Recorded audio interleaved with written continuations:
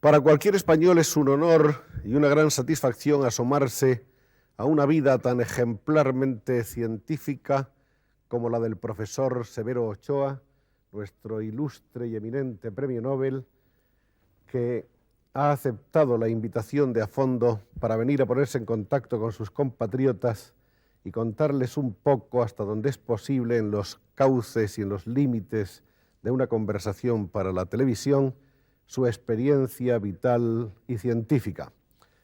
Profesor Ochoa, muchísimas gracias por venir y vamos, si a usted le parece, a entrar en los comienzos.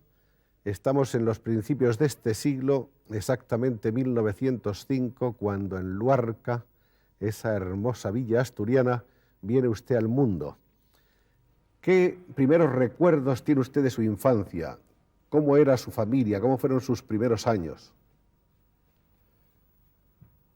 Mis padres eran ambos asturianos, aunque indudablemente el nombre Ochoa es de origen navarro. Pero por lo que yo recuerdo, mis abuelos paternos y probablemente mis bisabuelos eran asturianos. En cambio, por parte de mi madre soy de origen levantino. Mi madre era Carmen de Albornoz. La familia de mi madre era procedente de Orihuela, o sea, de la provincia de Alicante. Pero ella ya había sido nacida en Luarca, aunque su padre era de origen de Orihuela, y mi abuela, que vivió con mi familia una vez fallecido su marido, bastantes años, pues era también levantina, y yo recuerdo el acento característico alicantino de esa parte de la región que mi abuela siempre tenía. Mi padre murió muy joven, cuando yo tenía 7 años. Pero debo quizá aquí hacer un pequeño paréntesis para decirle a usted que mi padre, como era tan frecuente en las familias asturianas, tuvo un periodo de su vida en Puerto Rico. Mi padre eran 3 hermanos. Él era el mayor, 2 hermanos más jóvenes. Él era abogado. Creo que algunos de sus hermanos eran también abogados. Sus hermanos se fueron a Puerto Rico, donde en relativamente poco tiempo iniciaron un negocio de importación y exportación que fue muy fructífero y se desarrolló muy bien. Y llevaron con ellos a mi padre. De tal modo fue la cosa que mi hermana mayor, nacida en Asturias, todos mis hermanos que vinieron detrás de ella, hermanos y hermanas, creo que en número de 5 o 6 tal vez, fueron nacidos en Puerto Rico, y yo ya vine de camino cuando mis padres se retiraban a España y nací en Luarca. En aquellos tiempos algunas personas se retiraban muy jóvenes. Mi padre debió retirarse pues cerca de 50 años. Yo he cumplido ya 70 y sigo trabajando activamente y espero poder seguir haciéndolo durante mucho tiempo. Cada vez es más difícil retirarse, profesor. Efectivamente. Y quizás es mejor así, ¿no? Y quizás mejor así. ¿La muerte de su padre, aunque usted era todavía muy niño, le afectó profundamente? La muerte de mi padre me afectó sobre todo por lo que vi cómo afectó a mi madre. Yo recuerdo a mi padre relativamente poco, pero lo recuerdo como un hombre muy bueno, muy cariñoso con sus hijos, muy cariñoso con su mujer, pero vi el efecto descomunal que tuvo sobre mi madre. Y también trajo un cambio radical en nuestra vida, porque mi madre padecía al parecer una afección crónica, una bronquitis crónica, y los médicos le aconsejaron un desplazamiento durante los inviernos a un clima suave, por ejemplo, el clima de Málaga. De modo que, cuando yo había cumplido más o menos 7 años, nosotros empezamos a desplazarnos, toda la familia, mi madre, mis hermanos, hermanas y yo, a Málaga, y volvíamos a Asturias en el verano. Inviernos en Málaga, veranos en Luarca. Veranos en Luarca. Mi padre había comprado una casa que todavía está en pie hoy, es una casa de todos los hermanos, una casa de verano, una casa bonita, una finca bonita, una hermosa huerta, y allí pasábamos los veranos. El hecho curioso de esa parte de mi vida es que yo me llamo, o digo que en aquella época de mi vida yo fui bilingüe, porque en el invierno yo hablaba andaluz cerrado y en el verano yo hablaba asturiano. La consecuencia es que se reían de mí siempre. Yo iba a Málaga y se reían porque hablaba asturiano, y volvía a Asturias en el verano y se reían de mí mis compañeros porque hablaba andaluz. Claro, eso no duraba mucho, ¿no? Enseguida volvía a coger el acento de la región.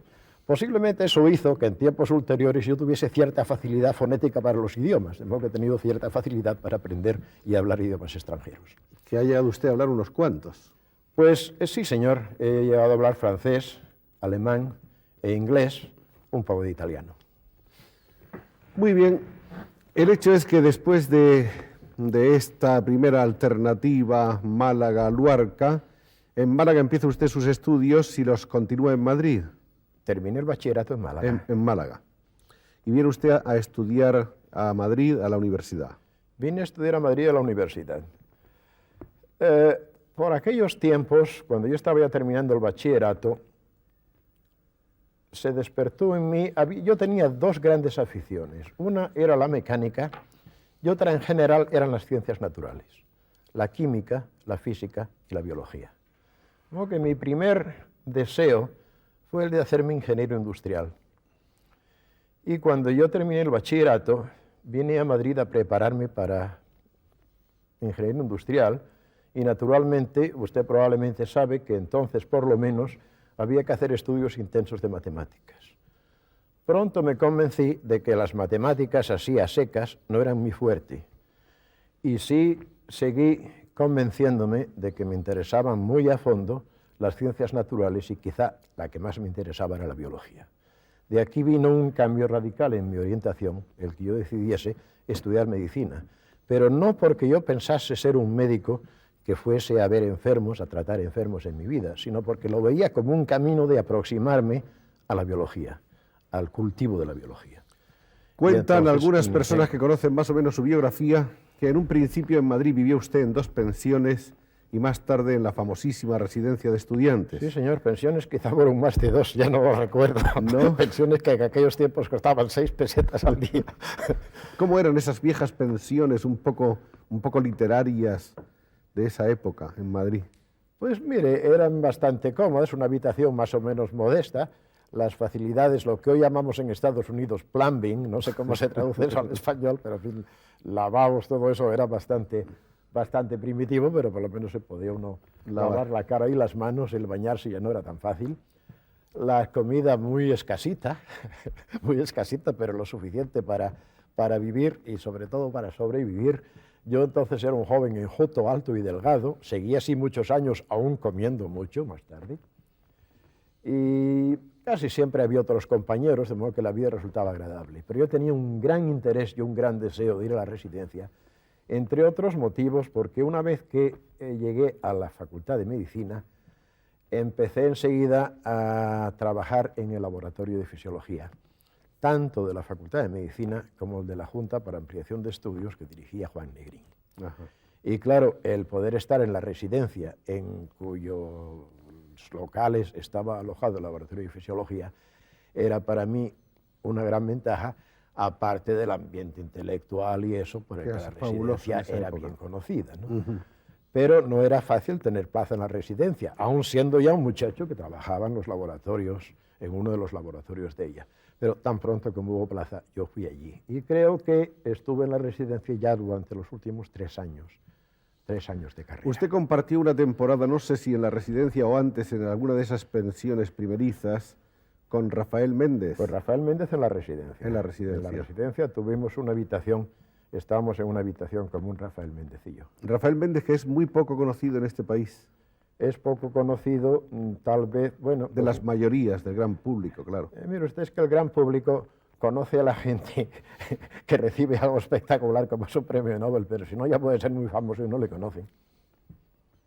Y eso no quiere decir que no deba tener conocimiento y reconocimiento. Bueno, es lógico que se conozca a todos aquellos que han hecho una obra importante y es lógico que aquellos que han sido coronados por el máximo laurel que se concede en la humanidad a un ser vivo como es el Nobel, pues sean reconocidos con mayor razón, ¿no? Usted, me imagino, profesor, que se hace cargo de lo que significa usted para el país, de lo que la gente se siente satisfecha con usted. En cierto modo, todos nos sentimos un poco felices y un poco propietarios de su éxito personal. A mí es una cosa que me emociona. Y si puedo ser franco, que me da pena. Y le voy a decir por qué me da pena. Porque si hubiese No ya muchos, pero varios. Eso no sería así. Yo no sería una excepción, yo no sería una persona de la que el país, en cierto modo, se satisface o se enorgullece, si usted quiere ponerlo así, ¿verdad? Si hubiese muchos como hay en Alemania, en Estados Unidos, en Inglaterra, ahí pasa uno perfectamente desapercibido. ¿Pero acaso le tocó a usted, profesor, ser el pionero y acaso detrás de usted van a venir ahora? Ojalá sea así. Ojalá sea así. Ojalá sea así. Pero para que eso sea así, tiene el país que poner mucho y dar mucho de sí. Pero ha cambiado mucho la investigación científica en el país en estos años. Ha cambiado bastante. Y yo creo que eso se debe a usted. No sé hasta qué punto se debe a mí. Yo he hecho mucho porque, sobre todo la investigación en el terreno mío, que es la bioquímica, porque esa investigación se desarrolle en el país y prospere. He hecho todo cuanto he podido, he mantenido un contacto muy estrecho con mis colegas de aquí y tal vez ha contribuido un poco a que la bioquímica se desarrolle y de hecho se ha desarrollado hasta el punto que hay un número de bioquímicos en España, cuyos nombres usted conoce bien, que son internacionalmente reconocidos. Ustedes han tenido aquí uno de ellos, por no citar más que uno, que es Alberto Sols. Sí. ¿Verdad? Es un hombre internacionalmente reconocido. Cierto. Ha sido un pionero de la bioquímica en España.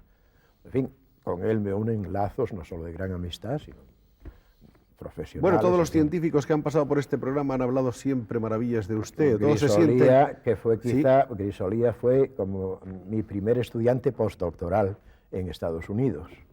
Grisolía llegó jovencito, verdecito, ¿no? Cuando acababa de terminar su tesis doctoral, creo que en Valencia, y fue uno de mis primeros estudiantes postdoctorales. Ahora, ¿sabe usted quién fue el segundo? No. Arthur Kornberg, que recibió el premio Nobel conmigo. De modo que el premio Nobel lo compartió conmigo uno de mis primeros estudiantes postdoctorales. Eso es precioso, ¿no? ¿Verdad que sí? Sí, sí. Bueno, yo pienso que van a venir ahora otra serie de premios Nobel. Ojalá sea así. Pero yo quiero... Para que se sienta usted menos solitario. Yo quiero hacer esta llamada al país, que el científico no surge de la nada, el científico surge de un ambiente, y ese ambiente hay que crearlo, y la creación de ese ambiente lleva un esfuerzo grande y necesita dinero. No vamos a decir que necesite cantidades tremendas, no. Muchas veces se escudan aquellos que no hacen ciencia porque no son capaces de hacerla, diciendo que es que no tienen posibilidades económicas. Una persona de gran capacidad puede hacer mucho con muy pocos medios, pero en fin, medios al fin y al cabo los hacen falta. Hace falta una educación primaria que encauce a las personas por aquel camino, por el camino de encontrar cosas nuevas, por el camino de la ciencia en definitiva, ¿no? Y hace falta una formación universitaria que cristalice esas aspiraciones y que cristalice esos deseos. La formación universitaria, todos sabemos que es relativamente pobre en España, porque bien el sistema universitario es anticuado por muchas razones, porque el profesorado no tiene la dedicación que debiera de tener, etcétera, etcétera, pero es toda una cadena de acontecimientos, desde la escuela, el instituto, la universidad. Y después la posibilidad de que haya centros en que se pueda hacer investigación con una dotación, no ya digo una dotación lujosa, no, eso no es imprescindible, pero una dotación adecuada. Y la posibilidad de que el científico pueda vivir decorosamente, sin tener que hacer otras cosas. Y en esto insisto, porque la ciencia, como cualquier otra ocupación, requiere ocupación total, el 100% del tiempo de uno. ¿Verdad? Eso es de lo que debe darse cuenta el país. Y es necesario que no solo el gobierno, ¿por qué va a ser el gobierno el único que apoye la ciencia y el desarrollo científico en el país? El capital privado, la industria, la banca, todo ello debería contribuir, ¿verdad? Dándose cuenta de que la ciencia básica, en definitiva, es lo que trae la ciencia aplicada y la industria. Y que si no existe eso, el país vive de prestado de los demás países y no puede considerarse un país desarrollado. Me parece sensacional este llamamiento que ha hecho el profesor Ochoa a quienes pueden escucharlo y pueden atenderlo, y de ellos esperamos que lo atiendan. ¿Y acaso le guste a usted saber, profesor, puesto que usted ha regresado muy recientemente al país, que una de las más aleccionadoras y más confortadoras experiencias que hemos acumulado en este programa desde que comenzó es la enorme curiosidad, el interés profundo y verdadero con que el público español ha seguido la presencia de todos los científicos que han desfilado ante estas cámaras. Realmente yo creo que se han quedado fascinados con el conocimiento de unos seres que en cierto modo eran desconocidos para nosotros, formaban parte de otro planeta. El desconocimiento de esas capacidades, de esas humanidades, de esos sacrificios y de esas inteligencias puestas al servicio del bien común ha dejado al país realmente muy impresionado, y yo pienso que vivimos un momento de clara afición, por decirlo así, o de claro entendimiento del papel de los científicos en el país. Yo creo y deseo felicitar vivamente a usted, a los iniciadores y a los promotores de este programa, porque tiene un valor verdaderamente incalculable desde el punto de vista en que hemos estado hablando en este momento. Bien, profesor, quisiéramos volver, si a usted le parece, allá a los fines de la década de los 20, cuando usted va pensionado a Alemania, a Berlín y a Heidelberg, me parece, y más tarde a Londres, donde usted empieza a hacer ahí ya sus primeros contactos internacionales, sus primeras investigaciones. ¿Qué recuerda usted de esos primeros años? Quisiera contarle otra cosa antes. Mire usted, cuando yo era estudiante de tercer año de medicina, estaba yo estudiando las propiedades y había desarrollado con un compañero mío un método de valoración de una sustancia que nosotros llamamos la creatina, una sustancia que existe en el músculo, que hoy sabemos que tiene gran importancia en la química de la contracción muscular, etcétera, etcétera. Y entonces, a mí me interesaban también las glándulas de secreción interna, ¿verdad? Usted recuerda a don Gregorio Marañón, que era un especialista en endocrinología, y había una teoría frecuente que ciertas glándulas de secreción interna, los paratiroides, controlaban la conversión de ciertas sustancias tóxicas en creatina, una sustancia no tóxica. Y uno de los proponentes de esta teoría era un profesor escocés, profesor de fisiología en la Universidad de Glasgow, que se llamaba Noel Payton. Y entonces uno de mis más vivos deseos era de ir a trabajar con Noel Payton para ver si podíamos profundizar un poco en esta teoría. Y yo le dije a don Juan Negrín, ¿por qué no me hace usted el favor de escribirle al profesor Noel Payton y ver si me acogería unos meses de verano en su laboratorio? Y Noel Payton, encantado que fuese, y efectivamente, allí fui a trabajar con Noel Payton. Era un hombre ya, claro, hoy yo lo veo viejo, hoy.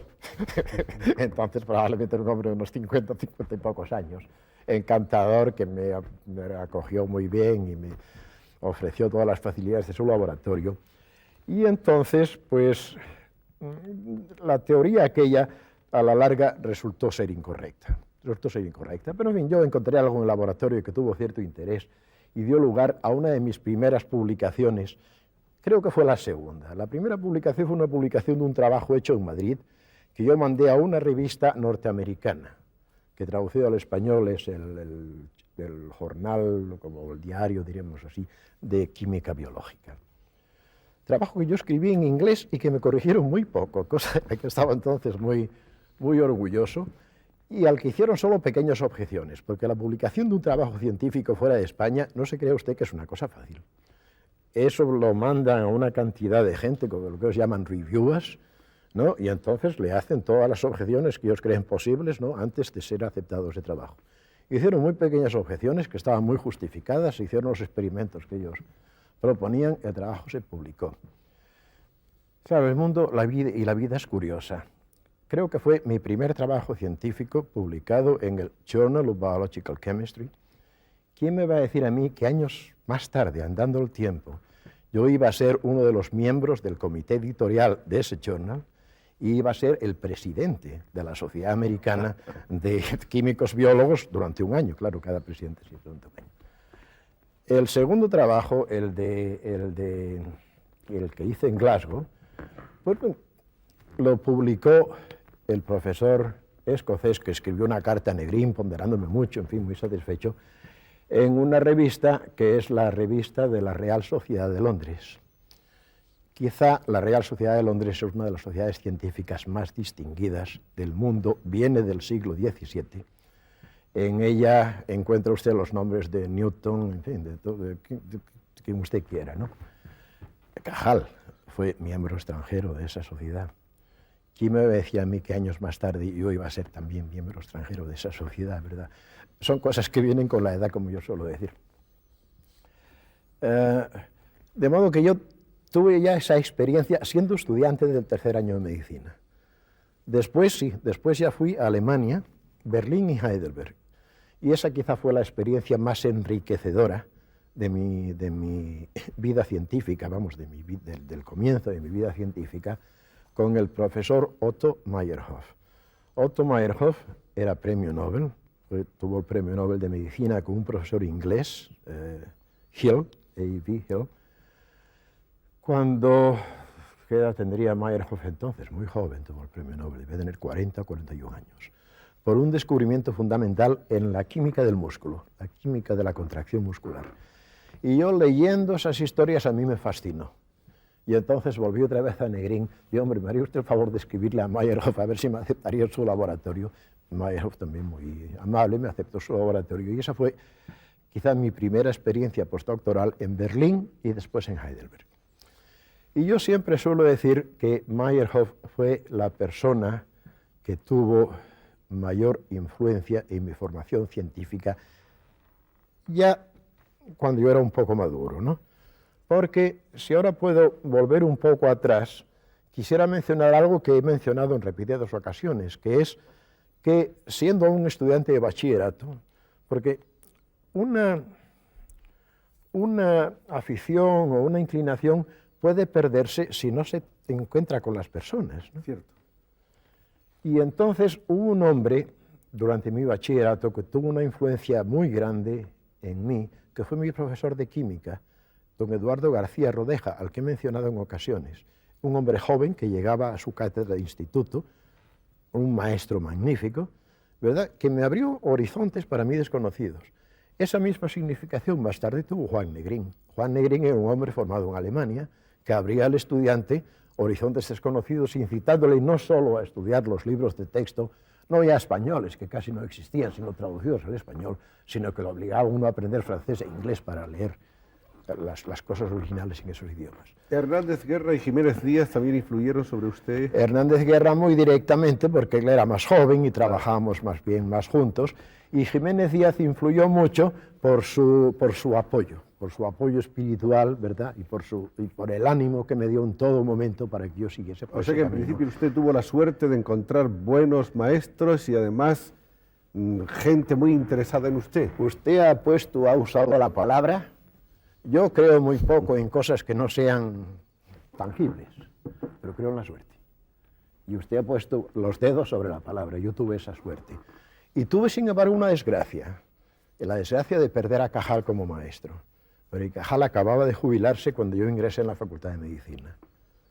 Había sido toda mi ilusión ser discípulo de Cajal. Porque si usted hubiera llegado 3 o 4 años antes, ¿usted piensa que de ese diálogo con Cajal hubiera salido un mayor enriquecimiento de su personalidad? No sería sorprendente, no. Pero un gran enriquecimiento de mi personalidad me lo dio la lectura de ciertas obras de Cajal, entre ellas su autobiografía, y otra, un libro que él publicó expandiendo un discurso que hizo con motivo de su ingreso como académico en la Real Academia de Medicina, que él titulaba Reglas y consejos sobre investigación científica. Y eso para mí fue una especie de Biblia científica, si usted quiere, ¿no? En el año 1931 cuentan las crónicas que usted contrae matrimonio. También la suerte, porque contrae matrimonio con una mujer que, como he dicho en otra ocasión, y repito aquellas palabras, hizo suyos mis anhelos y aspiraciones. Y no solo me animó a hacer aquellos, y ahora estoy traduciendo del inglés y hablando muy mal, hacer aquellos movimientos, to make those moves, sí, que hice en momentos que podríamos llamar estratégicos, sino que me dijo, Severo, hay que hacerlo. Uno fue nuestra marcha de España al comienzo de la Guerra Civil. Yo no marché de España porque yo tuviese una ideología política muy fuerte en un sentido o en otro. Yo era liberal y era demócrata y era republicano en aquellos tiempos. Pero vamos, la ideología política no era lo que a mí me hizo primariamente salir de España. Yo salí de España porque veía que en aquel momento la posibilidad de hacer ciencia en España se acababa, y se acababa por un plazo probablemente muy largo. Creo que aún sin guerra civil posiblemente hubiese salido también, porque en aquellos tiempos la posibilidad de hacer ciencia era realmente muy pequeña. Pero en fin, eso fue lo que me dio el empujón. Ahora, Carmen fue la primera que dijo, Severo, esto hay que hacerlo. Hubo otro momento crítico también, un momento en el que Carmen y yo éramos muy felices en Inglaterra, en la Universidad de Oxford. Vino la guerra europea y eso trajo también pues, otro periodo en el que la posibilidad de hacer ciencia, por lo menos en Inglaterra, se hacía nula durante un plazo largo y, por qué no decirlo, yo tenía grandes deseos de ir a Norteamérica. Había una persona, el profesor Carl Corey, con el que yo tenía grandes deseos de trabajar. Tenía muchos deseos de ir a aquel gran país en donde las posibilidades científicas se veía que eran grandes, probablemente más, como lo fueron después, más grandes que en el resto del mundo. Y también era una decisión seria, que yo no podría haber hecho si Carmen no me dice, no solo creo que debemos de hacerlo, sino vamos. ¿Cómo conoció usted a su esposa, profesor? Pues Carmen y yo nos conocimos de niños, las familias eran amigas. Mi familia vivía en Gijón. Ajá. Hasta que mi padre murió, los inviernos los pasaba mi familia en Gijón. La familia de Carmen vivía en Gijón. Y la familia de Carmen tiene una historia parecida a la mía. Su padre también estuvo en Puerto Rico. Parte de sus hermanos y hermanas nacieron en Puerto Rico. Ella es la última, como yo, de su familia, nacida ya en Asturias. Y después, pues claro, la amistad de las familias siguió. Algunas de nuestras hermanas de ella y mías, fueron muy amigas de colegio. De modo que el conocimiento venía atrás. Lo otro vino un poco más tarde, pero vino a su tiempo.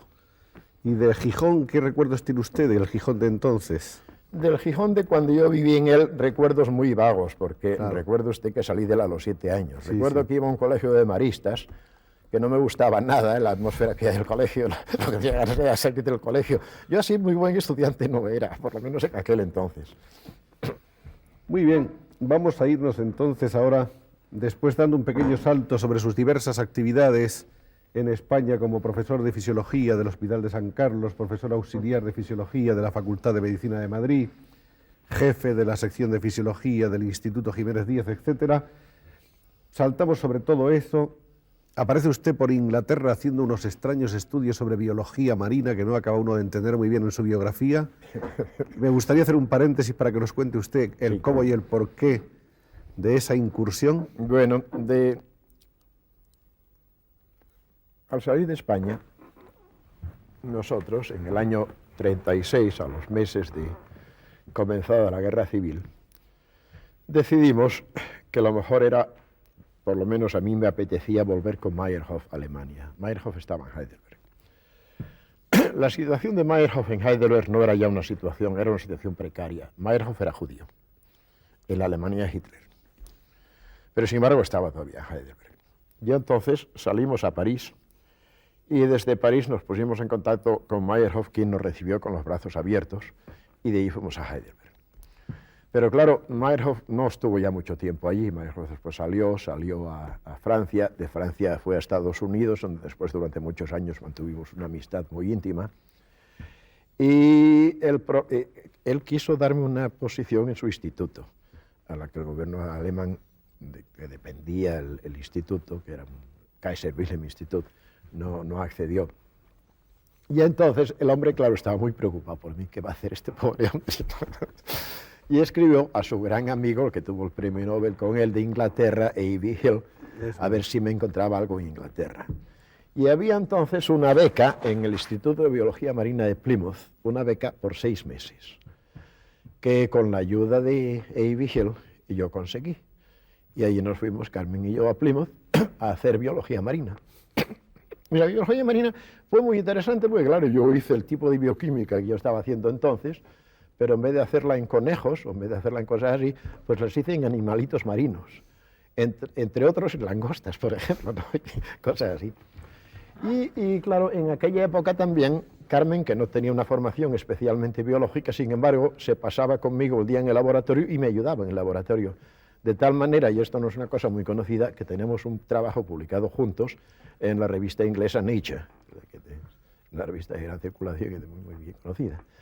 Fueron unos meses muy felices en Plymouth, meses de verano, y después, siempre con mi suerte, fui al sitio en donde entonces me apetecía ir más que a ningún otro, que era Oxford. Y en Oxford se dedicó usted sobre todo a la bioquímica cerebral. Justamente. Bioquímica cerebral, sí, porque el tejido, el órgano que yo utilizaba en las investigaciones, que era lo que utilizaba mi profesor, el profesor Pitas, era el cerebro de pichones concretamente, pero los estudios tenían una aplicación mucho más amplia que el cerebro, porque esos estudios de metabolismo y eso, pues las reacciones tenían lugar también en otros tejidos. Pero esos años de Oxford fueron unos años muy fructíferos de mi vida, muy productivos y años muy agradables, que nosotros fuimos muy felices en Oxford, nos encontramos muy bien. Ya cuando salíamos, íbamos al continente en el verano, ya volver a Oxford, ya volvíamos a casa, realmente nos encontrábamos en casa. Esos años oxfordianos del profesor Severo Ochoa fueron del 37 al 40. Sí. Y un año más tarde, el doctor Ochoa apareció en Estados Unidos. Sí, señor. El año 41 en San Luis, Missouri. En San Luis, Missouri. Donde empieza su gran aventura norteamericana que había de ser decisiva para su vida y para su obra. Aventura que no ha terminado aún. Que continúa. Aunque se dijo en algunas ocasiones que iba a terminar y que usted iba a regresar para siempre a este país. Bueno, pues no ha terminado, pero lo que sí voy a establecer una conexión con el Instituto de Biología Molecular. Pues usted probablemente ha oído hace unos años que se iba a hacer un Instituto de Biología Molecular. Claro. No se ha hecho un nuevo edificio, pero se está habilitando, y muy bien habilitado, parte locales en la Facultad de Ciencias de la Universidad Autónoma en Canto Blanco. Y la idea es que yo voy a tener un grupo pequeño de investigadores trabajando aquí, aunque siga buena parte de mi tiempo en Estados Unidos, pero vendré aquí temporadas un poco más largas, ¿no?, para dirigir la actividad de este grupo. De modo que mi conexión con España va a venir aumentándose, ¿no? Después de un año en Missouri, va usted a Nueva York, que es donde ya realmente se radica por largo señor. tiempo. Sí, señor. 30 y tantos años de mi vida. ¿30 y cuántos? Yo creo que 34, usted, fuimos en el 41, 35, ¿no? 35. Casi, 35. Y ahí empieza usted a trabajar en muy diversas cosas, pero sobre todo en lo que le hizo llegar a usted a ese supremo galardón a que puede aspirar un hombre de ciencia, en el trabajo sobre los ácidos nucleicos y en la determinación del código genético, etcétera, que son palabras que a los españoles de hace unos años nos sonaban como muy abstractas, pero que hoy más o menos entendemos todos gracias a usted. De cualquier manera, usted piensa que ese descubrimiento ha sido, no porque lo haya hecho usted ni porque usted haya trabajado en él, absolutamente necesario y trascendental. Ha sido un descubrimiento muy importante. Lo que yo no le podría decir es que si no lo hubiese hecho yo, no lo hubiese hecho algún otro. Bueno, este beneficio de suponer que alguien podría haberlo hecho nos cabe siempre en cualquier obra humana. Eso es casi seguro. Lo que no ha hecho una persona lo hace otra. Y desde un punto de vista general, y para explicarlo con palabras que puede entender hasta el espectador más profano en materias de este tipo, en materia científica, ¿qué diría usted que es lo que ha venido a desvelarnos todo ese conocimiento del código genético? Esto me va a hacer pensar un poco para ver si lo puedo explicar con un poco de claridad. Pero bien, en resumidas cuentas, todo lo que es un ser vivo está escrito en sus células. Llámelo usted código, llámelo usted clave, llámelo usted como quiera. Y está escrito en una parte de la célula, una parte que llamamos el núcleo celular. Y esa escritura está contenida en un compuesto químico. Ese compuesto químico le damos un nombre complicado, el ácido desoxirribonucleico. Las iniciales del nombre inglés son DNA. Es esencialmente una escritura, porque este ácido se compone de multitud de elementos de los que son 4 diferentes. Digamos, miles de elementos, pero que esencialmente son 4 diferentes. y es una cadena lineal. De modo que usted tiene pues una secuencia de esos elementos en órdenes distintos de una molécula de ácido de DNA a otro. Usted probablemente se da cuenta que esos son dos mensajes distintos, ¿verdad? Son como si escribe usted dos frases, ¿no? Pues escribir dos frases distintas, usted las escribe con 26 letras, ¿verdad? Y el número de palabras que sea. Aquí tiene usted 4 letras, vamos a llamarlas. El alfabeto es solo de 4 letras en este caso. 4 letras que se ordenan, ¿verdad?, en una secuencia que varía de unas a otras, de unos a otros mensajes. Luego ese es el mensaje genético, la clave genética o el código genético. Y eso es, claro, eso es muy pequeñito. Es muy pequeñito. Desde el punto de vista de las moléculas, una molécula de DNA es enorme, pero una molécula es una millonésima parte de un milímetro, que es una cosa extremadamente pequeña, ¿no? Que no la ve usted al microscopio ordinario. Usted me preguntará cómo la ve usted, así si usted la ve en el microscopio electrónico, la ve usted hoy día. De modo que usted ve el mensaje genético, hoy día lo ve en el microscopio electrónico. ¿Sin microscopio electrónico este descubrimiento hubiera sido imposible? No, el descubrimiento se hizo sin microscopio electrónico. Lo que pasa es que hoy lo vemos, ¿verdad? Pero se hizo antes de poder verlo, ¿verdad? Muy bien. Ahora, ese código pues, es un mensaje o una serie de instrucciones. Es como, ¿cómo se dice blueprint en español? Un plano. Es como un plano, ¿no? Un plano, sí. Bueno, ahora, una maqueta, un plano. Bueno, ahora, ese plano, después, para hacer algo con ese plano, pues hay que traducirlo, transcribirlo, como usted quiera.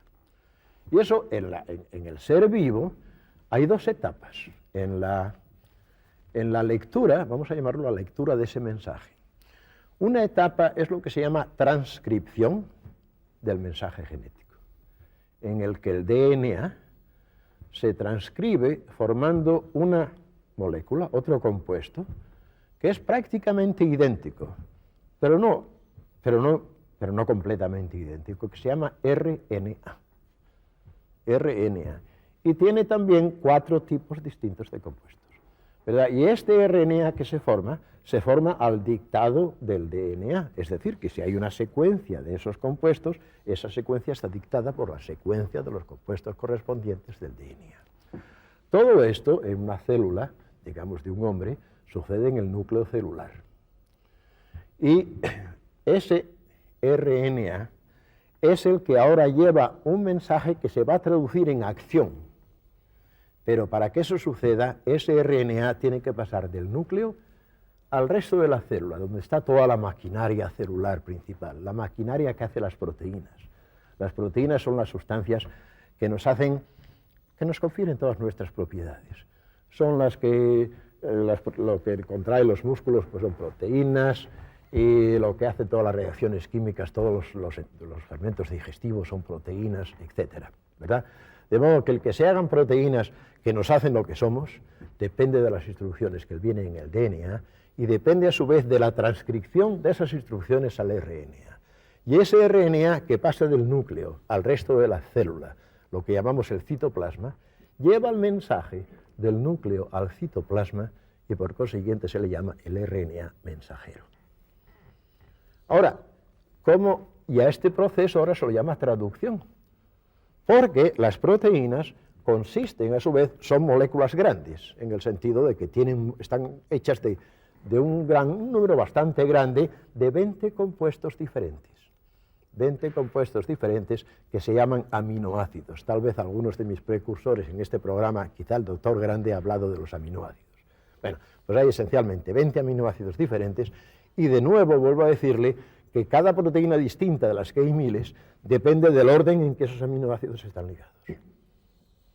Y ese orden está dictado por el orden en que están los compuestos o bases del RNA mensajero. ¿Usted qué? Teóricamente, qué sencilla es la cosa, ¿verdad? Porque hay un mensaje escrito que se transcribe, y ese mensaje, una vez transcrito, se traduce. Y se llama traducción porque usted está traduciendo un mensaje o un lenguaje de 4 letras, el lenguaje de los ácidos nucleicos, en un lenguaje de 20 letras, el lenguaje de las proteínas.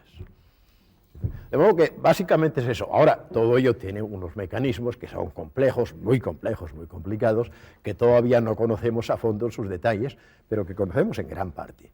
Y en eso están trabajando muchos laboratorios, el mío entre ellos. ¿Esa señal genética existe solamente en el ser humano? No, en todo ser vivo. En todos los seres vivos. En todos los seres En vivos. todos los seres vivos. En las claro, plantas. el mensaje genético es distinto. ¿En las plantas también? Sí, las plantas también. Y además el tamaño de ese mensaje varía. Por ejemplo, en una bacteria, mire, voy a ponerle 3 ejemplos. Un virus, que es una cosa muy pequeñita, mucho más pequeño que una bacteria y un animal. En un virus, el mensaje genético, el DNA, pues vamos a expresarlo en peso, en lo que se llama el peso molecular. Es una cosa relativa al peso de un átomo de hidrógeno. En un virus bacteriano, el peso molecular es de 200 millones. El átomo de hidrógeno pesa 1, ¿no? De modo que esto es el peso de 200 millones de átomos de hidrógeno. En una bacteria, en el coli, que es un bacilo entérico, es casi 1 billón. Una bacteria es mucho más complicada que un virus. Necesita mucha más información genética para hacer una bacteria. Ahora, en un ser vivo, eche usted billones. ¿Se da cuenta? Sí.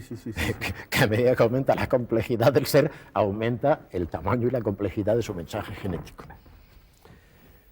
La fascinante revelación de la existencia de este código genético abre naturalmente las puertas a la fantasía para imaginar 1000 cosas probablemente disparatadas y probablemente en otros casos muy concretas en cuanto al futuro. Es decir, el conocimiento de ese código puede hacernos llegar a fantasías tales como la de la programación del ser humano que ha de venir en lo futuro. ¿Se puede llegar a eso, profesor? Es extraordinario. Sí. Yo no sé si será posible llegar a la programación, pero es posible jugar con el mensaje genético. Es posible variarlo. Eso es dramático. Es extraordinario. Claro, es hermoso desde el punto de vista de que uno puede mejorar a la especie. Eso está todavía muy lejos, ¿verdad? Lo que se hace ahora todavía es muy primitivo. Pero uno puede, por ejemplo, coger material genético de un animal, digamos de una mosca que se ha estudiado mucho genéticamente, la mosca de las frutas, la drosófila, e introducirla en DNA, material genético de una bacteria. De modo que una parte del material genético de la mosca, que lleva información de una cierta función de la mosca, y ahora tiene usted el material genético de una bacteria. Y ahora eso usted lo introduce en un cultivo de bacterias y hace usted millones de copias. ¿Se da usted cuenta? Sí. Las posibilidades que eso tiene. Verdaderamente, la capacidad de imaginación que ofrece una posibilidad de estas desborda toda fantasía. Es extraordinario. Está desarrollando lo que podríamos llamar una tecnología genética. Hay una cosa para la que puede tener importancia. 2 aspectos en los que puede tener importancia. Uno, en la fabricación de proteínas útiles en medicina, que no son tan fáciles de conseguir. Una cosa de la que se habla es la insulina, por ejemplo.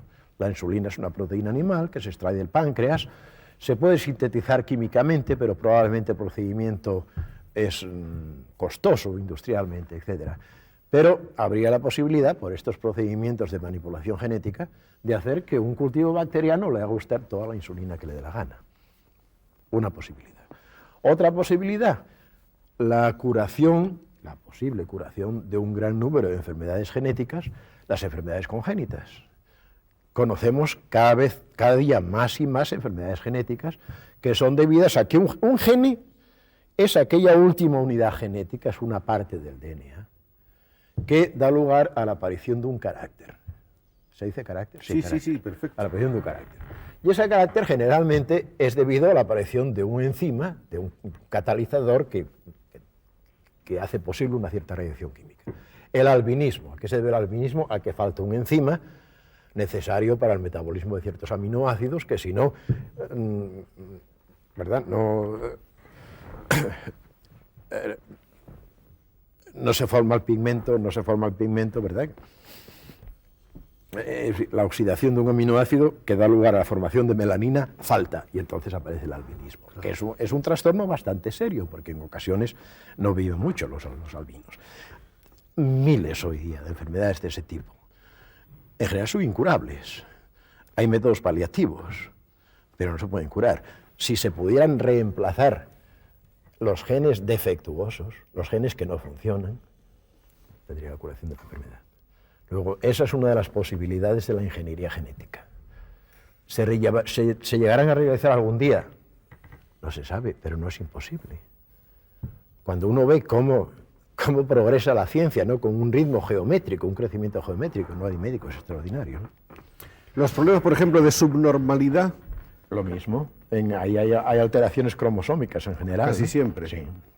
Hay un cromosoma que falta, ¿no? Un cromosoma que falta. Y entonces quiere decirse que eso es previsible. Es decir, se puede, partiendo de la subnormalidad ya existente, se puede prever para el futuro, o hay que preverlo antes de que esa subnormalidad aparezca. No, la subnormalidad hoy día se puede diagnosticar durante el embarazo, en la mayor parte de los casos. Y hoy día hay una posibilidad por la que haya posiblemente ciertas objeciones de tipo ético o lo que usted quiera. Pero, por ejemplo, durante el embarazo se puede hacer una punción, extraer líquido amniótico, que tiene células. Esas células de tejido conjuntivo, fibroblastos. Esas células se pueden cultivar, se reproducen y dan lugar a muchas otras células. Y entonces esas células se las puede ensayar bioquímicamente y ver si falta tal o tal enzima. Se puede saber si la criatura que viene en camino va a tener una enfermedad genética de esas desastrosas. Y entonces se puede aconsejar a la familia la interrupción del embarazo. Claro, yo le digo que eso puede crear problemas en países... De tipo ético, sobre todo, sí. Éticos, etc. Profesor Ochoa, aparte de sus descubrimientos y de sus estudios acerca de los genes, de la síntesis biológica, de los ácidos nucleicos, del código genético, etcétera, usted se ha especializado en otros diversos estudios, de los cuales, por ejemplo, que yo sepa, hay que mencionar el metabolismo intermedio de los glúcidos, los mecanismos de oxidación del ácido pirúvico, y también ha estudiado usted la función de la clorofila, que es una cosa que me ha llamado mucho la atención. Usted sabe más de mi vida que yo. No, yo he adquirido unas cuantas notas para formular usted preguntas así al azar y saber lo que usted tiene que decirnos, ¿no? Lo de la función de la clorofila no es precisamente la función de la clorofila, pero sí estudié en alguna ocasión reacciones que podían ser modelo de la fotosíntesis. Y a ello me llevó el interés en ciertas reacciones en que se fija el anhídrido carbónico, el CO2, ¿no? En la fotosíntesis, utilizando la energía de la luz solar, las plantas durante el día fijan CO2 y sintetizan glúcidos, sintetizan hidratos de carbono. Esas reacciones ocurren también en animales, sin necesidad de la luz solar, son reacciones de tipo oscuro que se llaman. Y yo había estudiado en detalle los enzimas que catalizan ciertas estas reacciones y me interesé por cómo ocurriría esto en la fotosíntesis. Y entonces tenía yo un estudiante postdoctoral, del que le voy a contar algo muy breve un poco después, que se llamaba Wolf Wishniak, que estaba interesado en biología de plantas. Hicimos algunos experimentos en que utilizando eran experimentos muy, si quiere usted, muy anormales, porque utilizábamos material de plantas, de espinaca, que tenían clorofila, claro, una preparación que se llama de grana, y esos granos tienen clorofila, ¿no? Y utilizan por consiguiente la luz. Y le añadíamos enzimas animales purificados que nosotros sabíamos que podían fijar CO2 y podían convertir pues, el ácido pirúvico en un ácido que tiene CO2 más que el ácido pirúvico, ¿verdad? Y además hay un proceso de reducción. Y efectivamente, cuando le dábamos la luz, si teníamos el preparado que tenía la clorofila, pues eso pasaba y no sin luz. De modo que era una reacción de modelo de fotosíntesis que, en fin, que tenía su interés. Lo de Vishniac es que es un hombre que desgraciadamente murió muy joven, hace muy poco tiempo, en una excursión que hicieron los americanos a Antártica. Y este hombre, pues no se subió por aquí, no sé qué excursión fue a hacer por las montañas de Antártica y parece que hubo un desprendimiento, algo, y se murió allí accidentalmente. Hombre joven todavía, no tendría 50 años cuando esto pasó. Muchacho muy valioso. ¿Y había trabajado con usted en este tipo de...? Fue un estudiante postdoctoral, ¿no?, de los muchos que han pasado por mi laboratorio. De origen europeo, de origen centroeuropeo. Dicen las gentes que han tratado mucho con usted que usted es un hombre extraordinariamente sencillo, llano, asequible a la gente, simpático, amistoso, abierto. ¿Todo eso es cierto? Bueno, yo procuro serlo. Si lo consigo, no lo sé. ¿No ha tenido usted nunca un rapto de mal humor ni de mal genio? No, alguna vez creo que sí. Eso no hay quien no lo tenga, ¿no? Y por otra parte se habla de lo mucho que usted, de la sensibilidad que usted tiene especialmente para el paisaje. Sí, tengo sensibilidad para la belleza. Para la música, para la cultura, música, sí, pero sobre todo parece que el paisaje pintura, de una manera especial le la toca a usted. arquitectura, ¿no? Sí. El paisaje de su tierra, sobre todo, o cualquier paisaje. Sin ser sobre todo, pero hay paisajes que me gustan mucho. Mi tierra tiene paisajes muy bonitos, no cabe duda. ¿Usted de dónde es? Yo soy del sur, soy murciano. Murciano. Pero en fin, he viajado mucho y conozco muy bien Asturias también. Quisiera que usted me hablara ahora acerca de la timidez de que se ha hablado siempre del profesor Ochoa. ¿Es usted realmente un hombre tímido? Yo creo que no. Sí se ha hablado de mi timidez. Se ha dicho que era usted un hombre muy tímido, pero yo no sé, estoy viendo que no, que de tímido. ¿Usted qué le parece? A mí me parece que no tiene usted nada de tímido, ¿no? Yo creo que no. Y hay un tema que es el gran tema de la época, probablemente pasados unos años este tema no nos importará tanto, que preocupa por igual a todos los seres de este mundo, que es el del cáncer. Aunque sus estudios no han estado nunca dentro de la órbita de la oncología pura, me imagino que usted tiene algunas ideas al respecto. ¿Qué piensa usted acerca del cáncer o de los virus del cáncer? ¿Podrán ser aislados, podrán ser combatidos? ¿Se llegará a esa victoria de la ciencia sobre la enfermedad? Yo creo que se llegará. El progreso de la ciencia es tan extraordinario que cada vez tiene uno menos y menos duda de que se llegará. Lo que no es posible es predecir cuándo se llegará a ello. Creo también cada vez más que una etiología viral puede ser un factor muy importante en el cáncer. Aun cuando es indudable que el cáncer hay dos agentes que lo pueden producir experimentalmente. Unos son agentes químicos, ciertos agentes químicos, y otros son ciertos virus, que son los llamados virus oncogénicos.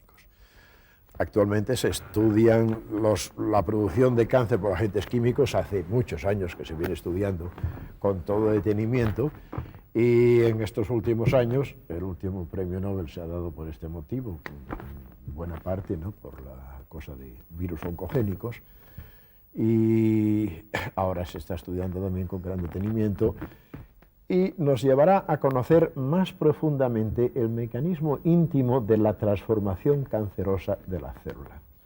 Es indudable que esta transformación es una transformación que una vez que se ha realizado es hereditaria, es decir, se transmite a toda la progenie de esa célula. Una vez que una célula se hace cancerosa, todas las células hijas de esa célula van a ser cancerosas.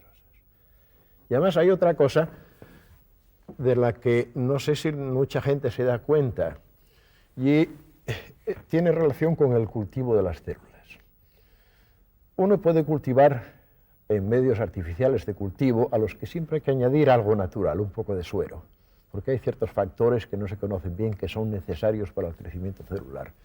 Uno puede cultivar células de muy distinta naturaleza.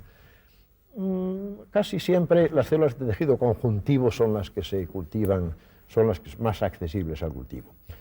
Pues bien, usted hace un cultivo de células, las células crecen, son células normales, llega un momento cuando se ha formado una capa, por ejemplo, usted utiliza un medio de cultivo sólido, ¿no? Las células forman una capa única, una monocapa que podríamos llamar, y cuando han cubierto toda la superficie de la cápsula en que usted la está creciendo, el crecimiento cesa. Hay una serie de mecanismos que no conocemos bien que controlan el crecimiento celular.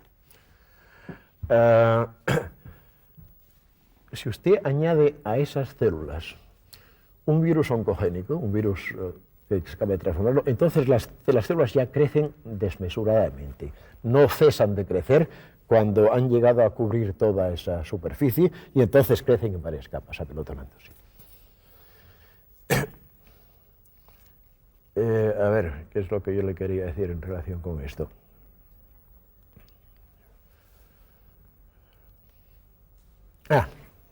Bueno, ahora usted toma bien células que han sido originalmente cancerosas o células transformadas y usted las recultiva, es decir, las resiembra. De modo que toma usted de una capsulita en que está creciendo células tumorales, las pasa a otra capsulita, eso lo puede usted hacer indefinidamente. Hay un tipo de células muy famosas que se llaman HELA, que proceden de un cáncer, creo que de cuello uterino, de una señora cuyas iniciales eran HELA. Son células tumorales y provienen ya no sé cuántos años. No mueren, son inmortales. Células que no sean tumorales, las puede usted cultivar 50, 100 veces. Eventualmente no las puede cultivar más veces. La célula tumoral es inmortal. Curioso, ¿verdad? ¿Y cuál debe ser la moraleja o la conclusión de este hecho? El conocimiento de este hecho es un poco aterrador, es un poco escalofriante, sí. Pero sin embargo, a pesar de eso, yo creo que habrá una solución para ello, ¿no? Si usted nos dice que la célula tumoral es inmortal, bueno, ¿quién la mata? En condiciones experimentales, ¿no? Ajá. En fin, de cualquier manera, ese es otro de los retos. No, esto se lo digo para ver la fuerza, la vitalidad que tiene y el hecho de que una vez que es célula tumoral, sigue multiplicándose como tal célula tumoral. Es decir, que es una transformación genética permanente. Eso es lo que yo quería poner de manifiesto. ¿Su esposa, a pesar de tantos años, se sigue interesando por la ciencia? Pues sí, yo creo que sí. ¿Usted dialoga con ella de sus preocupaciones, de sus inquietudes de laboratorio? Sí. ¿Y es feliz sabiendo que usted está ahí avizorando y descubriendo? Eso, yo espero que sí, pero esa contestación yo no se la puedo dar yo. Entonces, volviendo a la oración por pasiva, diríamos que usted sí que ha sido muy feliz encontrando una compañera ideal para ayudarle en ese camino. Eso sin duda de ningún género. ¿Cuál es el futuro que se presenta o que se vislumbra para el profesor Severo Ochoa, que está empezando sus segundos 70 años? Pues de momento seguir trabajando y todavía con mucho que hacer. ¿Está dispuesto a hacer tanto como ha hecho hasta ahora? No es posible. En intensidad probablemente sí, porque ahora sabe usted lo que no sabía entonces. Sí, pero ya no tiene uno la fluidez y No, ya no es uno el que era. Yo pienso que siempre será usted el mismo, profesor. Afortunadamente. Ojalá sea así. Afortunadamente. Y nosotros, los españoles, nos sentimos todos un poco orgullosos y un poco partícipes de la gloria de Severo Ochoa, el profesor eminente al que hoy rendimos una vez más el homenaje de nuestra profunda admiración y le expresamos nuestra gratitud por habernos regalado esta hora de tiempo inestimable, doctor. Muchas gracias a ustedes.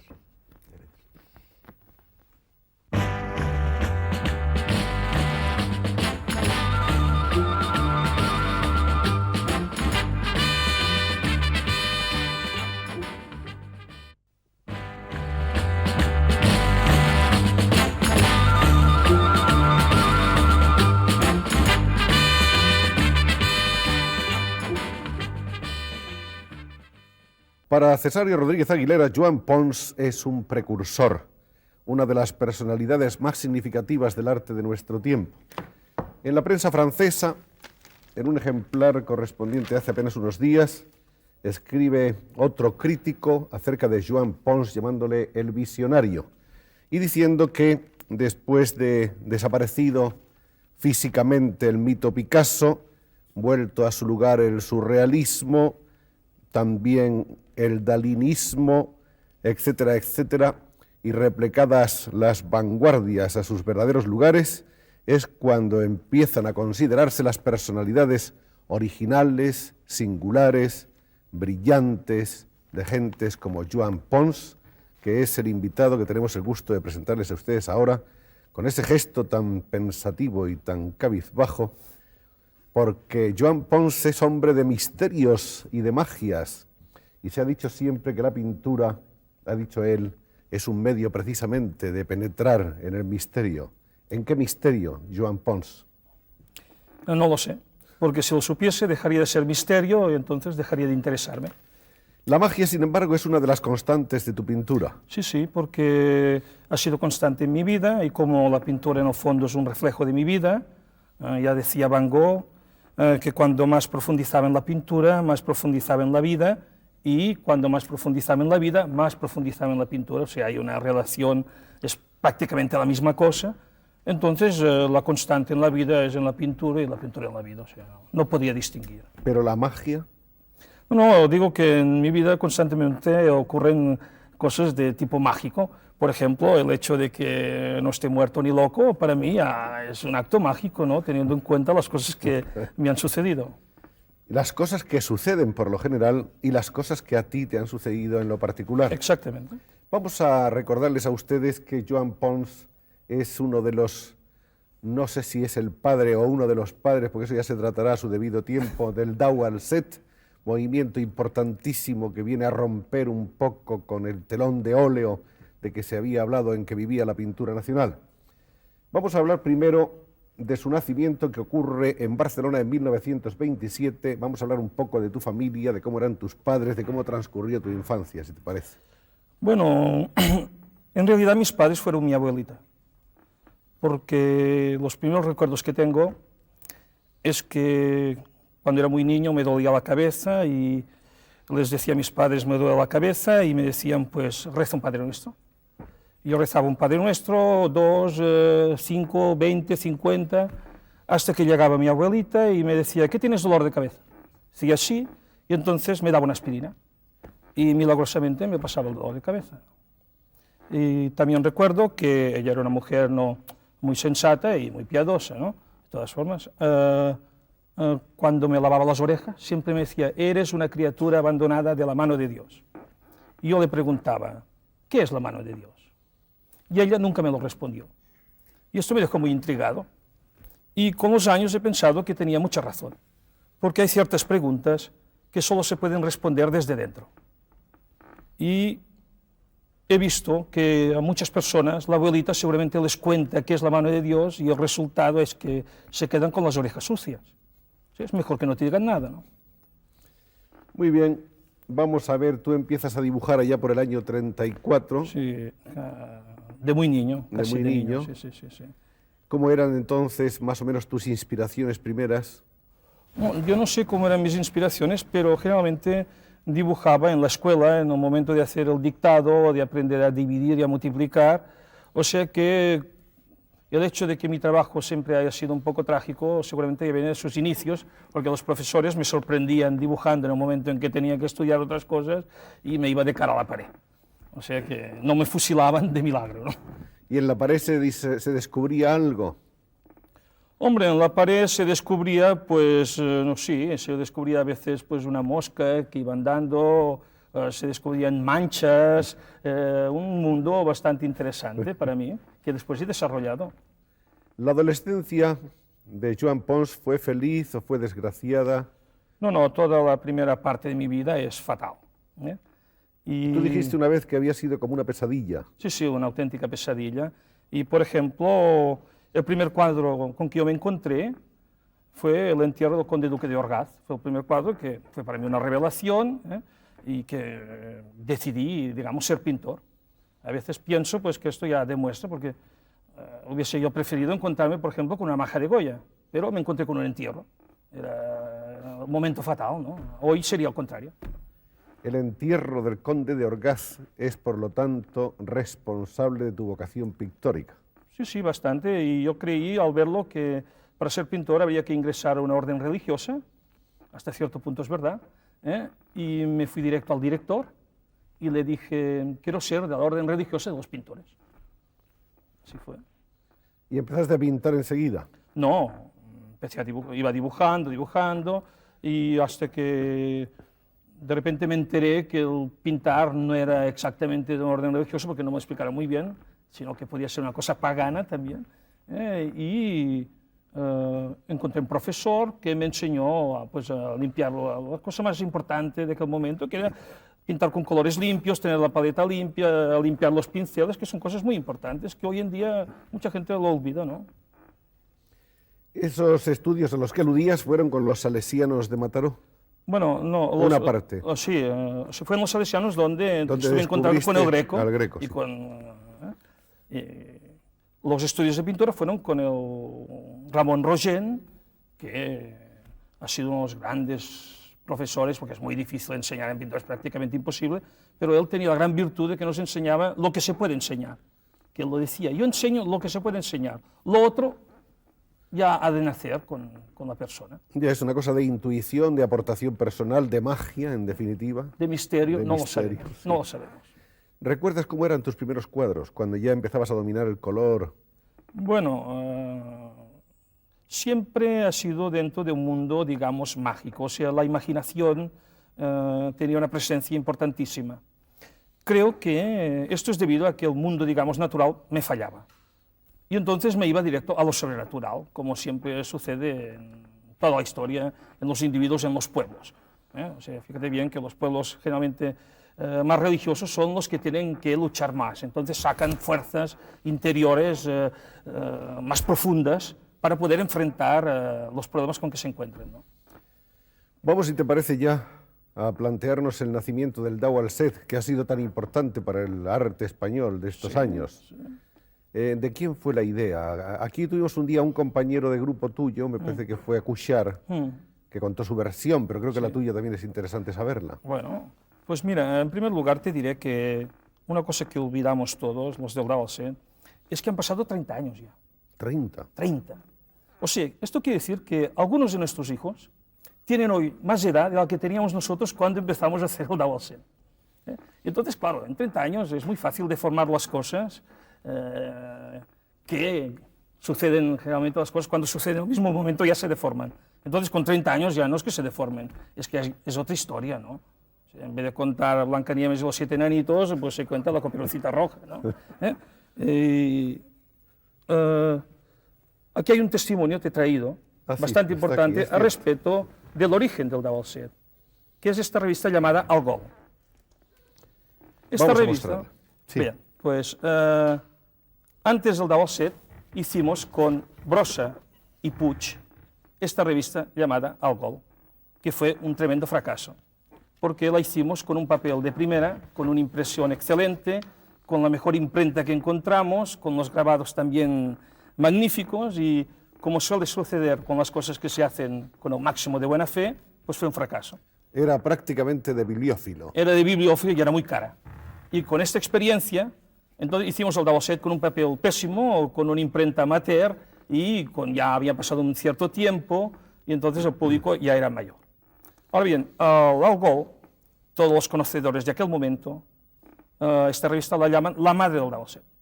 Es por esto que yo no simpatizo con todos que dicen ser su padre, porque si por un lado resulta que tiene una madre y por otro varios padres, pues el Dao al Set no sé qué le van a llamar un día, ¿no? Es un lío, es un lío. No, no puede ser esto, ¿no? O sea, yo no sé. Pero bueno, pudo ser simplemente... Ahora, si fue Puig, si obra de fue equipo. Brossa, yo creo que básicamente fue de todos. Y creo que es lo que todos deberían decir. Deberíamos decir. Ahora, si empezamos a decir no, porque ha de ser ya algunos, de entrada ya quedan eliminados 3 o 4, porque quedamos, pues, Brossa, Puig y yo, que ya hicimos el gol y entonces ya nos clasificamos como finalistas. Y de los 3 yo no sé quién sería. Pero esto no sería justo. A pesar del Algol, el Dao al Set ya es otro mundo, ya entramos en una dimensión diferente. Por ejemplo, en el Algol la parte, digamos, literaria era más importante. En el Dao al Set, con la incorporación de Cuixart y Tàpies, pues somos los plásticos los que tenemos una mayor fuerza, y ya es otro mundo. Y la idea, pues aquellas ideas en aquel momento nos venían, éramos jóvenes, llenos de ambición, luchábamos contra un mundo que creíamos completamente decadente, y fue un momento maravilloso, y conversábamos constantemente, íbamos a casa de Tarrats con las cabezas llenas de ideas y con los estómagos más o menos vacíos, ¿no? Y allí nos servían unas meriendas muy interesantes, y nosotros teníamos Capaces tantas ideas. de despertar más ideas todavía. Despertábamos tantas ideas que procuramos tener las suficientes para quedarnos a cenar, que nos iba muy bien también. Y allí, pues, es imposible saber quién decía, no, en realidad es el Dalt-Set una obra de equipo, como pocas se han hecho, y es imposible decir cuál fue la aportación más importante. Yo creo que todos somos un pedazo idéntico y equivalente del Dalt-Set. Efectivamente, lo que importaba ahí era el grupo, era el trabajo del grupo, el trabajo en equipo, la revelación de muchas personalidades unidas por un denominador común, todo eso. Y después de esa revelación, que lo fue no solo para vosotros, ni para la crítica más o menos de las élites, sino para el gran público, que se quedó un poco como asombrado, porque era una ruptura, y en un momento además muy importante, muy bien escogido, habría que decir, aunque fuera de una manera mágica. Después de eso se produce una de las cosas más extrañas que han pasado con Joan Pons, y es que muy pocos años más tarde, desaparece, aparece después en el Brasil, luego vuelve a desaparecer por no sé cuántos años en un retiro misterioso. Cuéntanos cuál es la verdadera historia de esos años secretos, misteriosos y mágicos de Joan Pons. Bueno, la verdadera historia no la sé. Ah, no la sabes. No, porque la verdadera historia la sabe la vida. Yo no soy la vida, yo soy un pequeño fragmento. O sea, yo te puedo dar mi versión, lo que recuerdo. A ver. Bueno, yo lo que recuerdo, pues que me fui a París, todos salíamos más o menos de España, porque habíamos tenido una experiencia muy importante y queríamos saber qué pasaba fuera, ¿no? Y siempre lo de fuera es mejor en aquellos momentos, después todos volvemos, pero en el momento lo de fuera siempre es mejor. Y me fui a París. Y llegué a París y a mí me decepcionó, de momento. Y entonces lo dije a Miró. Dije, mira, a mí París no me gusta. Digo, como de todas formas había decidido irme, me voy a Brasil. Y esto a Miró le hizo bastante gracia. Y me dio unas cartas mágicas, que estas sí que realmente eran mágicas, porque cuando en Brasil llegué con estas cartas y las abría, era su prestigio tan enorme que yo me parecía que estaba en un cuento de las mil y una noche, porque las abría y todo el mundo empezaba a hacer así... Al parecer Miró ha sido muy generoso con todos los jóvenes pintores, porque he oído... Hombre, con todos no, porque él es un hombre de una honradez llevada al límite y solo lo es con los que cree que realmente podemos hacer alguna cosa. Y así todo tal vez se habrá arrepentido alguna vez, ¿no? Pero él procura hacer lo que puede. Llegaste con esas cartas mágicas a Brasil. Todo el mundo se me inclinó, ábrete sésamo. El enviado del maestro está nada, aquí. Fantástico. Y entonces a mí me hacía gracia porque todo el mundo cuando decía que era español, decían, entonces es del contra. Yo no sabía qué querían decir, porque el portugués parece que no, pero parece que lo tengas que entender, pues es muy complicado. Y al final yo estaba tan intrigado que pregunté, bueno, a ver, ¿qué es esto del contra? Y me contaron que en el Brasil todo el mundo... Había una historia que había corrido y que la conocían todos los brasileños, que era la de un español que había naufragado el barco y entonces llegaba a una playa brasileira y con el último aliento preguntaba, ¿hay gobierno en esta tierra? Y decían, sí, pues soy contra. Y se desmayaba. Perdía el sentimiento. Estoy en contra. Estoy en contra. Y entonces, para ello, español es del contra. Siempre en contra. Siempre. Y cuando en otras cosas, por ejemplo, yo decía, no, a mí me parece, por ejemplo, que, te diré yo, que en vez de ir mañana a la playa, vayamos a la montaña, decían, claro, es del contra, es por esto que no quiere ir a la playa. Español, al fin y al cabo. Eso lo extendían a todos los planos. Bien, ¿la experiencia brasileña cómo fue? Bueno, la experiencia de entrada fue magnífica. Bueno, yo llegué en realidad con muy poco dinero, casi prácticamente nada, como emigrante, naturalmente, de lo cual me siento muy orgulloso. A pesar de los éxitos brillantes iniciales de... Sí, pero una cosa es el éxito y otro es el señor dinero. Que la cuenta corriente. La cuenta corriente estaba, bueno, no había. Y lo llevaba todo en un bolsillo y me sobraba, lo tenía que ir buscando, ¿no? Y entonces sucedió que, gracias a las cartas de Miró, naturalmente, me propusieron para hacer una exposición en el Museo de Arte Moderna. Y yo estaba esperando esta exposición más por lo que me podía aportar económicamente que por el éxito, porque francamente lo que necesitaba era poder sobrevivir. Si yo no éxito, no creo. Yo creo que un artista lo que debe hacer pues, es desarrollar su trabajo. Y había visto que el éxito pues, no me permitía desarrollar mi trabajo. En cambio, si tenía 100 pesetas, podía pintar durante 100 minutos, digamos, ¿no? Además, había visto el caso de Manol Huguet, que todo el mundo hablaba de Manol Huguet, y un día llegó a Barcelona con un taxi. Y a mí me sorprendió, llegaba de un pueblo con un taxi, me sorprendió, le dije, pero ¿cómo es posible que, si a usted le falta el dinero, cómo es posible que coja un taxi en vez del tren? Y él me dijo, no, es que el tren hay que pagarlo antes. O sea, que él no tenía ni dinero para el tren y llegó en taxi, entonces consiguió vender algo que casi todo se le fue ya para el taxi. Después de esta experiencia, yo ya dije, cuidadito, ¿no? Y yo esperaba, pues, no que dijeran, eres un genio, sino que dijesen, me lo compro. Y llegaron varias personas que dijeron, estamos interesados en comprar dibujos de estos que están expuestos. Y dije, pues mire, vayan a la secretaría del museo, que se los venderán. Entonces, volvían y me decían, no lo quieren vender, dicen que hay orden de no venderlo. Entonces yo me quedé asustado y dije, bueno, esto ya es una confabulación mundial, porque me voy a Brasil y me están persiguiendo también, ya esto es fatal, ¿no? Y hasta que me dijeron, bueno, hay que esperar al director, y cuando llegó el director, yo casi me abalancé encima de él, ¿no? Diciendo, bueno, ¿y esto para qué? Dice, no, es que el museo lo ha comprado todo.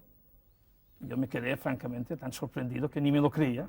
O sea, si esto no es mágico, ya me explicarás, ¿no? De modo que no se podía vender a nadie porque el museo decidió quedarse con todo. Con todo. Pues eso realmente es insólito, ¿no? Sí, bastante insólito. Sí. ¿Y el museo en cuestión qué ha hecho después con esa obra, con esa cantidad de obras? Pues esta obra está en el acervo del museo, que dicen ellos. O sea, no la han Sí, la van expoliado, mostrando periódicamente. pero la venden. No, de momento no. Se la quedaron para se siempre. Se la quedaron, sí. Y si hoy la vendiesen, pues un óptimo negocio.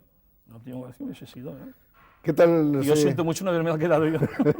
Sí, pero había que sobrevivir, ¿no? Aquí está. Claro. Ese es un problema siempre. Y sobrevivir mágicamente es casi imposible. Casi. Con la ayuda de la magia, pero... Casi, porque yo soy una prueba que hay el casi, ¿no? ¿Y el museo se portó bien? ¿Fue generoso en la estimación de la obra? Bueno, sí, fue muy bien. Entonces el patriarca de todas las artes del museo, que era Francisco Matarazzo, y que también tuve la suerte de que era italiano, pero simpatizaba con los españoles. O sea, el hecho de que fuese español y en realidad el primer pintor español así de vanguardia que llegaba en el Brasil, pues esto fue fantástico. Y cuando yo ya me gasté el dinero de los dibujos, y se lo dije, mire, yo no tengo más dinero, ¿qué hago? Y dice, no te preocupes, vamos a inventar una beca y la ganarás tú. Entonces se inventó un concurso y lo gané yo. Y esto me permitió pues, vivir un tiempo más. ¿Y se presentaron otras gentes al concurso? Claro, entonces esto me permitió vivir bastante tiempo y me permitió también no ir a otro concurso que no supiese que ganaba yo, naturalmente. Porque, a los concursos hay que ir solo con seguridad. Sí, cuando sabes que ganas, si no es perder el tiempo. Bueno, hay gente que dice que lo importante es participar. Sí, yo no creo. No juegas. No, porque he ido siempre a la sobrevivencia y cuando se quiere sobrevivir, participar es morir. O sea que no. O sea que la magia, pero... Pero cuidado. Pero segura. Pero cuidado. Pero segura. Sí, la magia que funcione segura. Bueno, vienen después de estos primeros avatares brasileños unos años de retiro, de desaparición. Sí, bueno, entonces hubo una irrupción en el arte moderno que no iba con lo que yo pensaba. Y claro, tuve propuestas enormes y fantásticas para hacer una gran carrera dentro de ciertas escuelas que en aquel momento estaban de moda. Pero esto era una tradición a mí mismo. Y ya les había pasado tan moradas en aquel momento que dije, ya no vale la pena venderse. Sí, porque hasta ya no vale la pena, ya vamos a continuar. Ya, el camino es difícil, pero ya no vale la pena. Y entonces comprendí que para poder continuar, lo que podía hacer era encontrar una forma de vivir, de ganar dinero, para ser independiente, para no tener que pintar el cuadro que me pedían. Y mágicamente y desgraciadamente, hasta cierto punto, me llegó la noticia que había muerto mi maestro, Ramón Rogent. Esto causó un gran impacto porque era un hombre muy joven. Y había muerto nada menos que llevando unos alumnos a ver a Picasso, que era un hombre que lo daba todo para los alumnos y hasta, en cierto modo, dio la vida porque murió en acto de servicio, digamos. Y al leer esta noticia fue como una revelación, fue como si el espíritu de Rogent me bajase, cosa que en el Brasil se habla mucho de espíritus y que baja el santo y tal, yo estaba influido un poco por aquel mundo, pues como si el espíritu de Rogent me bajase y comprendí que la forma de sobrevivir como hombre y como artista, que es lo mismo, era dando clases. Y te aseguro que de repente, como si estuviese dormido, todo lo que yo podía tener de profesor emergió. Y tuve como una necesidad enorme de explicar a través de la palabra lo que pensaba que era el arte. Cosa que es prácticamente imposible. Y tuve un éxito enorme como profesor. Y al principio, digamos, cobraba 3 y después de 3 meses 10 y al final pues había marquesas y duquesas que para que fuese a darles una hora de clase en su casa me pagaban sumas enormes. Y cogí yo mucho cariño a los alumnos, tanto es así que una vez en la escuela entró mi hermano y yo sentí que los que estaban allí también eran mis hermanos. O sea, yo dije, caramba, ahora me doy cuenta hasta qué punto yo quiero a esta gente que viene a trabajar conmigo. Porque para mí no era exactamente la persona que has de enseñar, que una cosa así del azar, sino que era como todo ya programado, que esa es la sensación que he tenido siempre en mi vida, de que todo ya está programado, que estoy como repitiendo algo que ya conocía. Y esto fue para mí maravilloso. Y a los alumnos nunca les hablaba prácticamente de pintura. Que esta fue la gran revelación y la cosa que, en cierto modo, Roger me inició. Entonces, el profesor de arte que eras tú en ese momento, ¿de qué hablaba a sus alumnos? Yo les hablaba de flores, les hablaba del sol, les hablaba de las nubes, de las montañas, de las piedras, si tenían problemas de amor, si tenían problemas religiosos, de religión, de cualquier cosa, prácticamente menos de arte.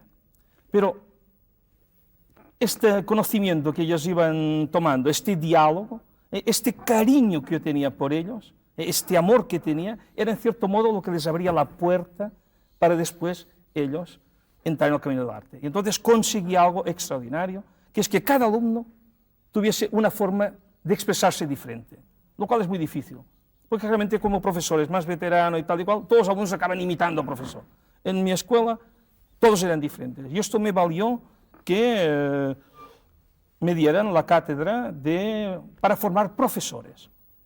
O sea, me ofrecieron una cátedra para formar los profesores que iban por todo Brasil a formar los niños. En el bachillerato pues hay la clase de dibujo. Esto pues es una cosa de la cual me siento muy orgulloso. Entonces, esos años de retiro los estuviste dedicando Entonces, a la estuve enseñanza. 6 años sin enseñar un solo cuadro. Esto fue una experiencia para mí maravillosa. Que generalmente lo que hacía en la escuela era poner un disco, una sinfonía, y cuando terminaba salía y les decía prácticamente nada, porque hubo un momento que casi funcionaba todo por telepatía. Muchas veces me encontraba detrás del alumno, yo iba a decirle, cuidado con esto, y él me decía, sí, ya sé, usted me va a decir, cuidado con este lado que pesa demasiado. Pues no se preocupe, ya lo haré, pero es que ahora quiero trabajar aquí. Y esto era magnífico, adivinaban mi pensamiento y yo adivinaba el de ellos.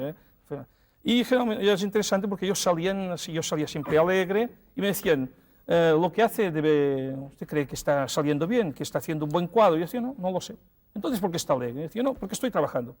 Yo creo que he llegado a un punto en que no sé si las cosas son buenas o malas. Lo importante es que yo estoy trabajando, es lo que debo hacer. Entonces, para mí esto ya me hace feliz. Si el cuadro es bueno o no, esto ya lo dirá la historia. Si es bueno, que quede, y si es malo, que desaparezca lo antes posible, ¿no? Y la prueba es que en aquella época pensaba tanto de esta forma que quemé, en un momento dado, quemé 100 cuadros y 300 dibujos, que consideré que eran muy malos, y sigo considerando felizmente, si no, es una catástrofe, y los quemé. Puse todo junto y hice un fuego.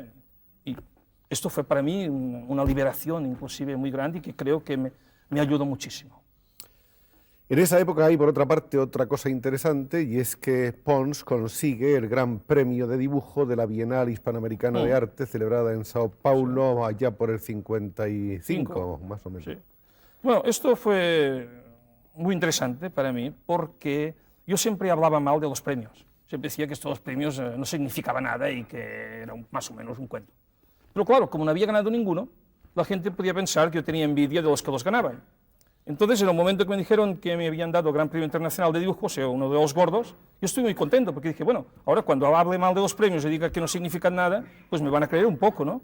Y así lo hago, como ves. ¿Y ese premio fuiste también seguro, o no tanto? No, en este premio, aunque fue seguro, fue el comisario, porque yo no iba a premio. Y le dije a Robles, le dije, mira, escucha, yo no quiero ir a premio. Yo quiero exponer esto para mis alumnos, para que ellos lo vean, para que vean mi trabajo, pero yo no voy a premio. Y él me dijo, de acuerdo. Pero en un momento dado, él vio que tenía la posibilidad de alcanzarlo, y entonces jugó la carta, y cuando dije, hombre, dijo, ¿estás arrepentido? Y dije, no, porque en realidad me fui muy bien. O sea que el premio lo ganamos entre los dos, seguramente más él que yo. Fueron, por lo tanto, los años de Brasil unos años útiles, eficaces, Centrales, una gran experiencia, sí, centrales sí, en tu sí, obra sí, y en sí, tu sí, vida. yo creo que son la base de mi vida. Contribuyeron además a hacer Fundamentales. más sólidas todas tus convicciones. Seguro, segurísimo. ¿Y por qué regresas? Si te sientes ahí ya centrado y Bueno, en regreso paz. porque me pongo enfermo. Y resulta que me hacen unos análisis y se equivocan. Y entonces todos los médicos quedan desorientados. Y de repente me da la sensación de que me voy a morir. Y esta sensación de morir me lleva a un deseo enorme de volver a España, una cosa terrible. Y dije, bueno, pues entonces me voy a morir a España. Prácticamente es lo que yo pensé. Y aunque no lo comuniqué a nadie, pero eso es lo que pensé. Y yo me vine aquí. Aquí me hicieron los análisis y los hicieron bien. Y resultó... Menos mal. Menos mal. Sí, pero el tratamiento fue malo. Los hicieron bien, pero continuó la cosa mal. Y hasta hace poco tiempo. Yo era diabético. Pero me trataron la diabetes durante muchos años mal, hasta que últimamente encontré un médico que en la Edad Media hubiese sido un alquimista, y claro, esto va muy bien para mí, porque es lo que me corresponde, que es el doctor Pascual Hijo, y este me dio una visión de lo que yo tenía, y ahora me tratan en Montpellier, que es uno de los centros médicos más importantes del mundo, y estoy en manos de un gran técnico, y estoy bastante mal, tengo los riñones que me trabajan el 40%, los dos juntos, el 40%.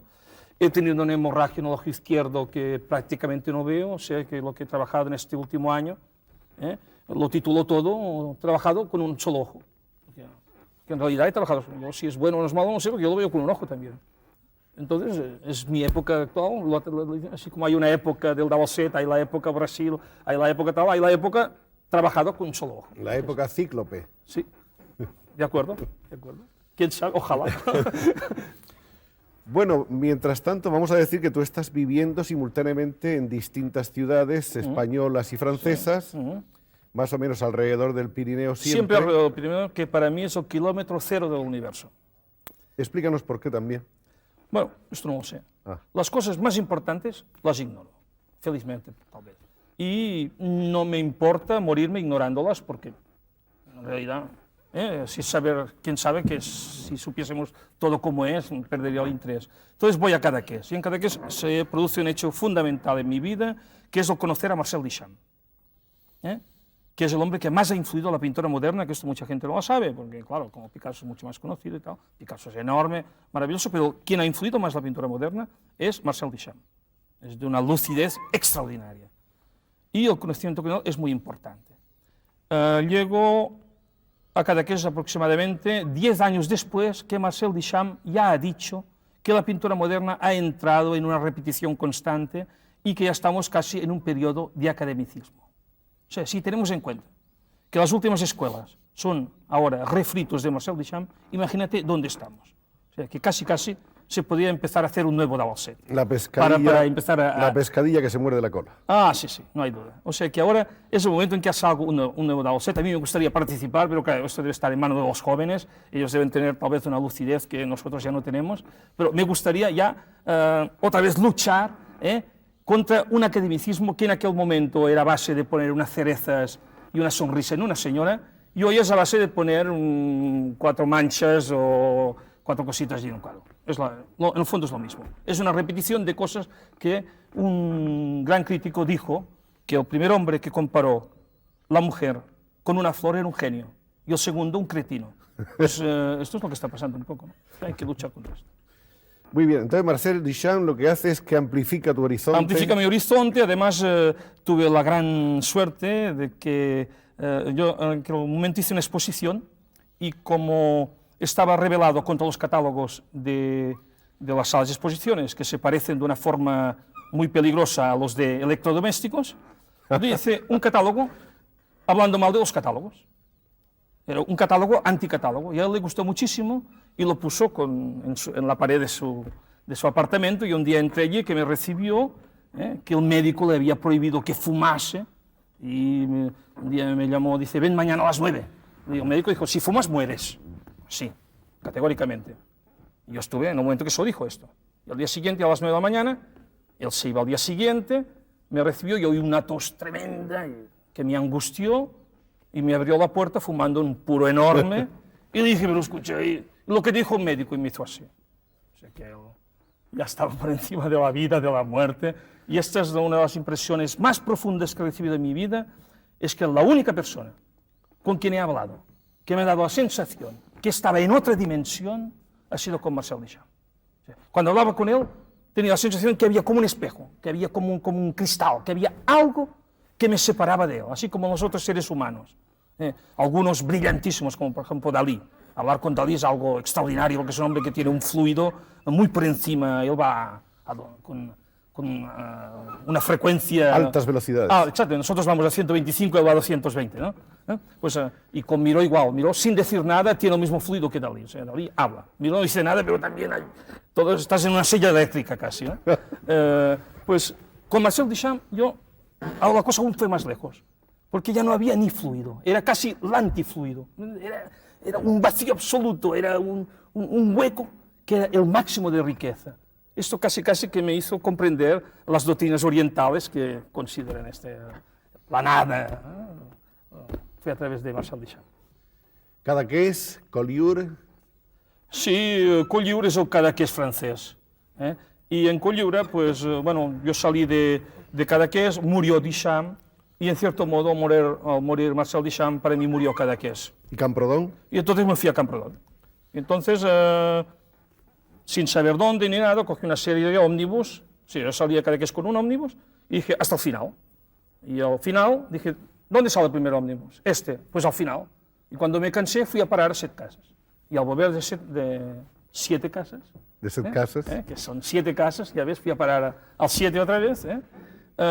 Vi un pueblo que me impresionó muchísimo. Y entonces subí y dije, aquí voy a hacer mi estudio. Y todo estaba... No se vendía nada. Y de repente encontré una casa destruida por un rayo. Y esta casa me recordó muchísimo que en mi juventud, siempre que pintaba un paisaje, en el fondo había una casa destruida por un rayo. Y entonces dije, esta casa estoy seguro que me la venden, porque esta casa ha nacido para mí.